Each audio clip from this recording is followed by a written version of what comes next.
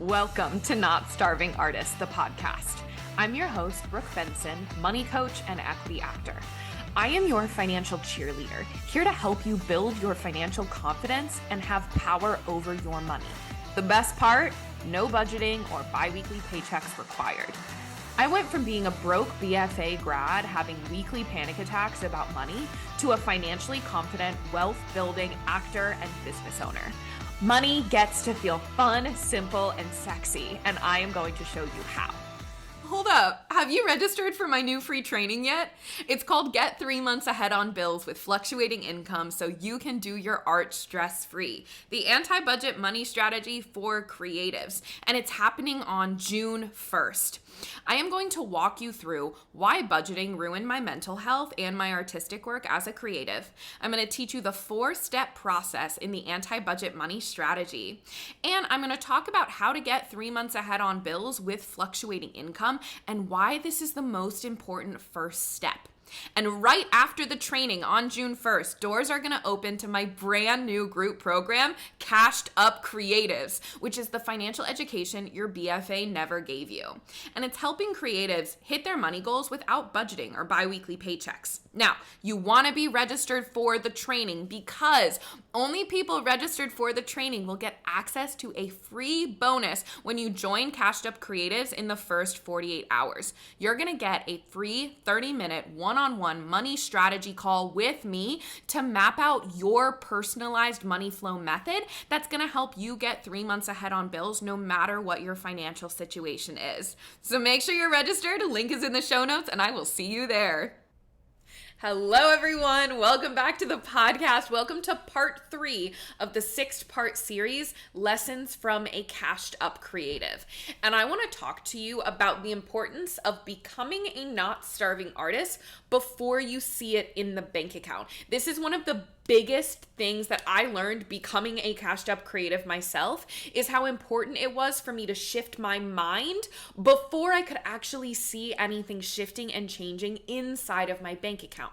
Now, why we're talking about becoming a not starving artist in your brain is because a starving artist is yes in the bank accounts, yes in the numbers, yes in the pay rate, but it's also a mindset. Like the starving artist thought and energy is resigned. It's a bit hopeless. It's a bit, this is how it is, right? This is just how it is. And this is how we as artists are treated. So there isn't a lot of forward action to make the starving artist reality not a thing.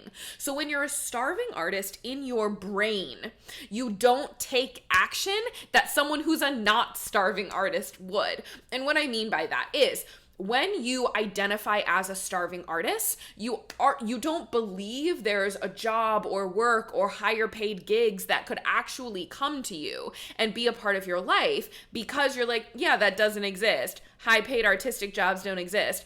Other kinds of work that pay me well, that also have freedom and flexibility to do my acting career, that's not a thing. So you don't even look. You don't even try. That's what happens when you are a starving artist in your brain. Same thing with let's say you are someone who is an impulse spender, right? And you just spend your money all the time.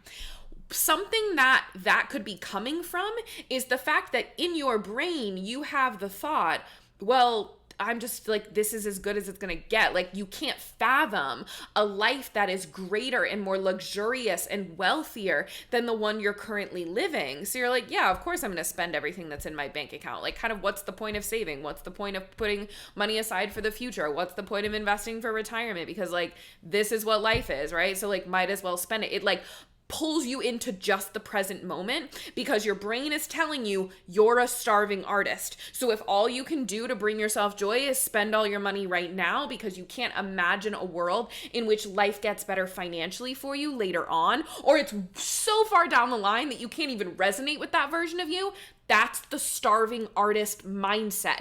Do you see how the thoughts are literally dictating what you are literally doing with your dollars? And so what I want to talk about is, how do you become a not starving artist before you see it in the bank account? What are some of the things you can do right now? One of the things is you can watch your language. I want you to notice this week as you're walking around how much you use the word broke or how much you call yourself a starving artist, or you say something like, haha, yeah, I have no money, or I can't afford that. That's so expensive. Oh, those rich people. I want you to notice your language around money. I want you to watch it like a hawk. And I want you to eliminate broke from your vocabulary.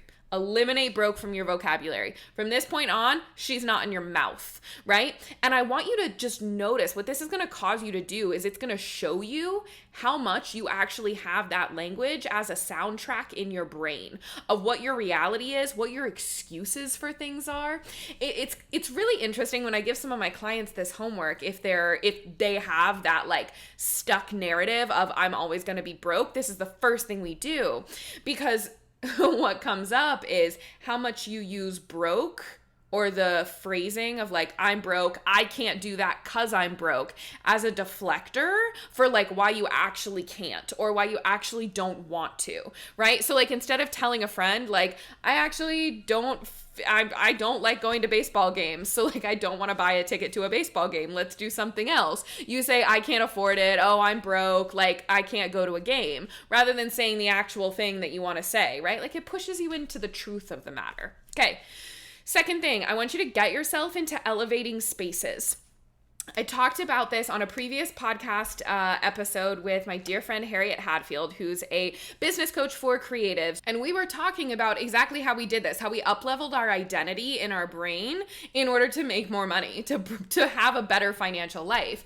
And we both talked about our own ways of doing this. Hers was she would go and she would buy like a small lipstick from, I can't remember the store she would go and do it in, but it was like a luxury shopping experience, but she'd buy something small just so she could be in that energy. For me, it was sneaking into really nice resort pools and resort lobbies that I would hang out in. Like I wasn't allowed in the pools, I was allowed in the lobbies. And I'm not condoning sneaking into resort pools. I'm not saying it's the worst idea in the world.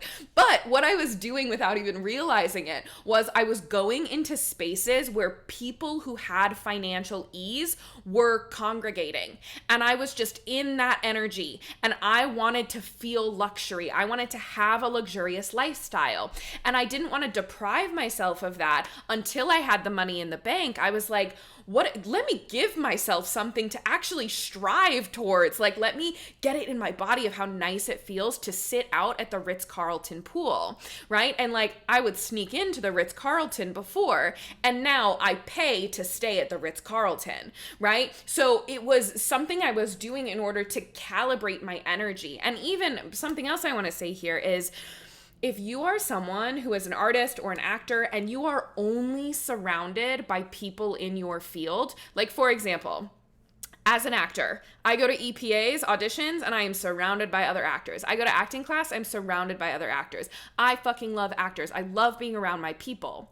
If that was the only space that I was ever in, if those were the only people I ever interacted with, I wouldn't be able to break out of my starving artist mindset because it is so pervasive in our own community. I had a client, Shannon, who she was on an interview 2 weeks ago, last week. You can go find her episode. It's just a few episodes back. We were talking about she is negotiating her worth inside of her 9-to-5. She's getting higher paychecks. She has this energy of like, I deserve to be paid more. That energy didn't click in until she started working in the corporate space and watching how other people in a 9-to-5 environment advocated for their pay rate. They didn't just sit back and be like, well, this is what we all get paid, or like, haha, we're all broke. It was like people actively jumping jobs and negotiating and be like, here's what the market rate is. Here's what you deserve to be paid. You're doing work for free? Absolutely not. Like, she now has that mindset because she got herself in a different space. And I want you to know how impactful that is when you get other people in your world that are not in the artist space, not in the actor space, or even, I mean, this goes for any kind of space you're in, right? Like, diversify the people you're around because it's going to give you different mindsets, different worldviews that's going to like break you out of like, oh my God, yeah, the starving artist trope is fucking crazy. It's fucking crazy, right? That's what this is doing. So it's about getting yourself around new people and new arenas and then putting yourself in physical spaces that elevate you. When I talk about having financial CEO parties, I want you to go somewhere, like as you're doing your monthly financial CEO party, go somewhere that elevates you, right? So I love doing mine in ritzy hotel lobbies, fancy hotel lobbies, and I go have a cocktail at their bar and I like sit, and it is such just a fun, easy environment to feel elevated in. So that's something you can do. Like, again, you don't have to spend a bunch of money to elevate yourself in these energies and in these spaces. Just go put yourself in them. Okay. Number 3, don't be mad at your problems. Solve them. Don't be mad at your problems. Solve them. You're upset that you're broke. You feel hopeless that you don't see what you like in your bank accounts. Cool. Don't stop there. Let's actively figure out why. Let's solve the problem. So for example, you might have the thought, oh, I just don't make enough money. It's so frustrating that inflation is so high and I don't make enough to be able to save how I want to save. Okay, don't stop there. Go make more money. Oh, and then you have the thought, well, it's just the job market's so hard right now. Okay, why does it feel hard? Right? Well, like, oh, I'm not competitive. I don't have this experience. Cool. Let's ask why. Let's solve the problem. What do you need on your resume? What thoughts are getting in the way of you applying for a certain thing? Or like, how are you searching? Are you looking on LinkedIn for a flexible job that gives you the freedom to audition? Probably not going to happen on LinkedIn. Where else can you look? Like, don't stop at the place where you feel hopeless. When you feel hopeless or feel like there isn't a solution, I want you to sit with that problem and create 10 action steps of things that you could do today. Right? Like, you're not at a dead end yet. You still have actions you haven't taken. Your ego is going to hate this. It's gonna hate this. It's going to be screaming at you of like, no, this isn't your fault. You can't do anything else. You're the victim here. This is the hard thing. Like, of course it's hard. Now, I also want to be very clear. This isn't about like bypassing your emotions. This isn't spiritual bypassing. You're allowed to feel everything and have all the thoughts, but then don't stop there. Ask why and solve the problem, okay? This is something that I work with all of my clients on, like the strategy piece of, okay, so you're feeling frustrated at a problem? Great. Here's exactly how we're gonna solve it. I talk about how money is just math, right? Money is not just numbers because we have feelings about the math and feelings about the numbers. But at the end of the day, money is math, and every single math problem has a solution. There are solutions out there, and there are 1,600 things that you haven't tried or done or thought yet that could be the key to unlocking a solution. All right, so I'm going to share an acting example with you because let me be vulnerable for a minute. I had to do the same exact process about me not having an agent. I have been on the agent search for probably 9-ish months right now, and I have been so frustrated with the process. And I have so many negative thoughts about how hard it is to find an agent and my materials and my packaging and all this stuff. And I have been having to go through this exact process of, Brooke, don't be mad at the problem, solve it. And I sat down and I listed about 18 things that I could do this week that I haven't done yet. And I was like, Brooke, you're just not doing the things that you know you can do that are gonna help you. It's just easier to sit in the place of like, well, it's just frustrating and it's just hopeless and I'm tired and I don't wanna do it. It's easier to be there because then I don't have to do the work of like the stuff that I'm kind of avoiding, that I don't wanna do, but that I know is gonna be helpful, that I know I can do, okay? My ego hates it. My ego hated making that list of 18 things, okay? But now I have an action list. So you're not allowed to give up on things. You're not allowed to give up on your financial future until you cannot create a list, until you have nothing left on a list that you could actively try. And I'm going to tell you right now, you still have a list. There's not a single person here that does not have a list, okay? Inside of Cashed Up Creatives, this is something we're going to be doing together. Cashed Up Creatives is my new group program. We're working on money, mindset, and strategy, right? So like, you come with a money problem, we're gonna create your action list together on the coaching calls, and then you're gonna have thoughts about the action list, and then we're gonna coach on your thoughts so you can actually take action. So we can actually have you moving forward into a reality of not starving artists dumb, right? Being a cashed up creative. All right, moving on to the next thing. You can make tiny up levels that feel luxurious right now without changing your spending at all. Okay, so I have a client who she eliminated takeout because it actually made her feel more broke to get like shitty takeout because she felt like she couldn't afford like going out to nice meals all the time. So she eliminated takeout. But then what she added in more of was going out to like a craft coffee shop multiple times a week to get a really good cup of coffee. And that, even though she was actually now spending less because takeout every day was costing her way more than multiple weekly trips to a craft coffee shop, but she had told herself in her brain, I can't afford the craft coffee, and going out multiple times a week is a waste of money to a coffee shop. Like, no, I can't do that. But meanwhile, then she was just defaulting to takeout because that was just, she was stressed, she was overwhelmed, she was busy, right? So she just switched it. She was like, what if I allowed myself to do the luxurious thing and then I eliminate takeout? And she actually felt like she was spending more money because the money she was spending was on something that felt like it was up leveling her. And she didn't feel like she was deprived cutting out takeout because she added in this other thing that actually made her feel so much less deprived, because that was something she had been depriving herself of for so long. So she finally gave that to herself, so she didn't care about the takeout. So where can you give yourself tiny up levels that feel luxurious? I remember one very clearly years ago when I was doing this, when I was up leveling my life and becoming a not starving artist in my brain. It was no longer buying the Walmart store brand groceries. So if I did go to Walmart, it wasn't the Walmart store brand, or I was going to Target and buying the Target store brand, right?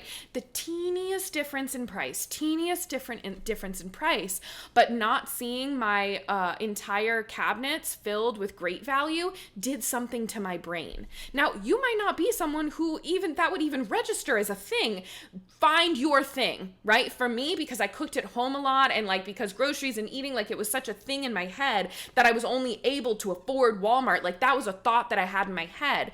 That was a huge up level for me, even though it just increased my grocery bill like maybe $12 a week, maybe, right? From switching that. But that $12 made me feel like a freaking millionaire to not go into Walmart anymore and only go to Target and then Trader Joe's, right? Like I was making my up levels.